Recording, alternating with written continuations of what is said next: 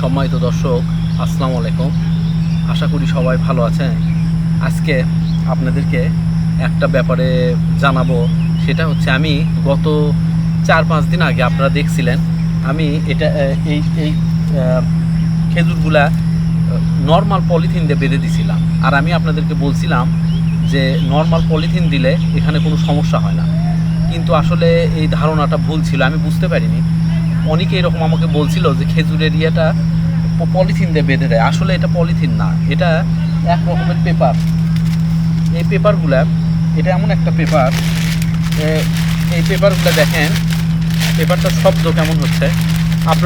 আপনাদের যাদের baking paper সম্পর্কে যাদের আইডিয়া আছে তারা বুঝতে পারবেন এটা বেকিং পেপার থেকেও উন্নত টাইপের পেপার।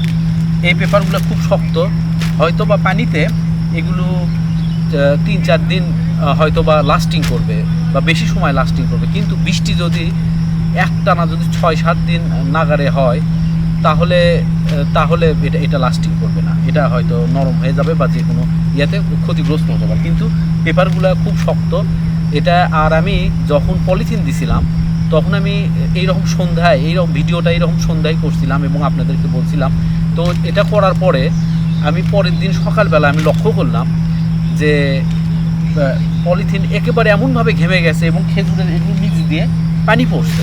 তো আমি প্রত্যেকটা খেজুরে লক্ষ্য করলাম, প্রত্যেকটা বাধাতে, তাতে দেখলাম মোটামুটি সবগুলো বাধার একই অবস্থা। তো আমি পলিথিন দিছিলাম পানি থেকে রক্ষা করার জন্য, কিন্তু পরে এসে দেখলাম যে সারা রাত ওই পলিথিনের জন্য ভিতরে ঘাম, মানে আর কি জলীয় বাষ্প হয়ে মানে ঘেমে গেছে আর কি, পানির একটা সৃষ্টি হয়েছে। তো এটা আজকে আমি দিলাম, এই কিছুক্ষণ আগেই দিলাম। তো এটা আর যাই হোক, এটা ঘেমে যাওয়ার সম্ভাবনা একেবারেই খুবই কম। তো আমি অলরেডি এটা চেক করছি। আসলে আর বাইরের দেশে আমি ওমানে যোগাযোগ করছিলাম, আমার ওখানে পরিচিত লোক আছে, তো ওরা আসলে এই রকম পেপার ব্যবহার করে না। ওরা ব্যবহার করে অন্য রকমের জিনিস, বাংলাদেশে নেট টাইপের জিনিস ব্যবহার করে খেজুরটাকে আটকে রাখার জন্য, আর আমাদের বৃষ্টির হাত থেকে রক্ষা করে। বাইরের দেশে মিডল ইস্টে তো আসলে বৃষ্টি হয় না, তো এই জন্য ওরা এটা সম্পর্কে বেশি বলতে পারে না। তো আমি সেই জন্য আর কি ভুলটা আমার হয়েছিল। যাই হোক, আমি দুঃখিত এই ব্যাপারে। তো আপনারা এই পেপারটা অনেক বড়। আমি যে গাছটা এই বাঁধাগুলো যে বাঁধিয়েছি, এটা প্রায় প্রত্যেকটা বাঁধার জন্য আমার একটা করে পেপার লাগছে। একটা করে পেপার দিয়ে আপনার 2টা করে বাঁধা যায়। এটা মোটামুটি অনেক বড়। তো যাই হোক, এটা আমি যে কোম্পানি থেকে নিয়ে আসছি, এটা ঢাকা থেকে নিয়ে আসছি। ওনারা আসলে খুব প্রফেশনাল এবং খুব ভালো। আমার এটা একটু আসতে দেরি হচ্ছিল, কোরিয়ার সার্ভিসের সাথে একটু সমস্যা হওয়ার ফলে হলো কি জিনিসটা একটু দেরি হয়েছিল। তো উনি বেশ কয়েকবার আমাকে ফোন করে আর কি যোগাযোগ করে আমার সাথে কথা বলছে। লোকটা খুব আন্তরিক, আর উনি যে একজন ভালো ব্যবসায়ী এটা আমি বুঝতে পারলাম। এটা ইম্পোর্টার, উনি ঢাকার। ওনার নাম্বারটা এখানে আপনারা দেখতে পারবেন।